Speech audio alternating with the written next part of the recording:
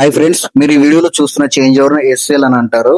So SL అంటే మీ అందరికి తెలుసు, automatic change over and current limiter. So మనకు దీంట్లో కంప్లైంట్ ఏంటంటే కస్టమర్ కు పవర్ పోయినప్పుడు జనరేటర్ ఆన్ చేస్తే జనరేటర్ బ్యాకప్ రావట్లేదు అనేది కంప్లైంట్. సో జనరల్ గా ఇలాంటి అపార్ట్మెంట్లలో ప్రతి ఫ్లాట్ కి ఒక్కొక్క ఇలాంటి ఎస్ఎస్ఎల్ ఉంటుంది. 100 ఫ్లాట్లు ఉన్నాయంటే 100 ఎస్ఎల్స్ యూజ్ చేయాల్సిందే. సో మనము ఈ సైట్ విజిట్ చేసి సో చేంజ్ ఓవర్ ఓపెన్ చేయడం జరిగింది. ఓపెన్ చేస్తే దీంట్లో మనకు మెయిన్ కాంట్రాక్టర్ ఫెయిల్ అయిపోయింది. సో మెయిన్ కాంట్రాక్టర్ ఎందుకు ఫెయిల్ అవుతుందంటే డ్యూ టు ఓవర్లోడ్ కానీ లేదంటే షార్ట్ సర్క్యూట్ కానీ జరిగితే ఈ కాంట్రాక్టర్ ఇలా స్ట్రక్ అయిపోతుంది. సో స్ట్రక్ అయిపోయి ఇలా చూడండి, ఇది స్ట్రక్ అయిపోయింది కిందికి. సో గుడ్ కాంట్రాక్టర్ అయితే ఇలా ప్లే అవ్వాలి. సో అది ప్లే అవ్వడం లేదు. స్ట్రక్ అయినప్పుడు ఏమవుతుందంటే మనకు డీజీ సప్లై రాదు. ఎందుకంటే దీంట్లో ఇంటర్లాకింగ్ ఉంటుంది.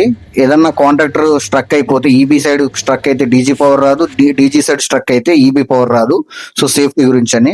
సో దీని ప్లేస్ లో మనము కొత్త కాంట్రాక్టర్ రిప్లేస్ చేయడం జరుగుతుంది. సో దీని ఓల్డ్ కాంట్రాక్టర్ రిపేర్ కూడా చేయొచ్చు. కాకపోతే ఏంటంటే కొన్నిసార్లు అది సెట్ అవుతుంది, మళ్ళీ సెట్ కాలేదనుకోండి రిపీట్ గా మళ్ళీ కంప్లైంట్ వస్తుంది. కస్టమర్ కూడా ఏం రిపేర్ చేస్తామని మళ్ళీ మనం క్వశ్చన్ చేస్తాడు.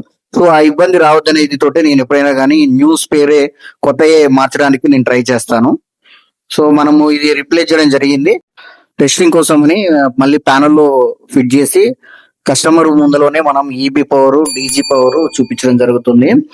సో ఎందుకంటే మనం పోయిన తర్వాత మళ్ళీ కస్టమర్ డీజీ పవర్ రావట్లేదంటే మనం మళ్ళీ రావాలంటే మనకు ఇబ్బంది అవుతుంది, కస్టమర్ కూడా ఇబ్బంది పడతాడు. సో ఏదైనా కానీ మనం సైట్ లో ఉన్నప్పుడే అన్ని క్లియర్ గా చెక్ చేసుకొని వాళ్ళకు హ్యాండ్ ఓవర్ చేయాలి. సో జనరల్ గా ఈ అపార్ట్మెంట్లలో కామన్ లోడ్ కు ఇలాంటి చేంజ్ ఓవర్ ఎస్ఎల్ యూజ్ చేయరు.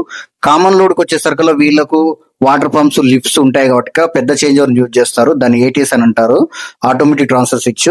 సో నేను ఈ వీడియోలో చూపిస్తాను చూడండి. సో ఎందుకంటే ఇది 100 amps పైన ఎబో ఉన్నప్పుడు మనం ఏటీఎస్ పెట్టుకోవడం బెస్ట్. సో దీన్ని ఏటీఎస్ అని అంటారు. సో నేను చెప్పిన ఎక్స్ప్లెనేషన్ మీకు నచ్చినట్లయితే నా ఛానల్ ను ఫాలో కొట్టండి. So thanks for watching.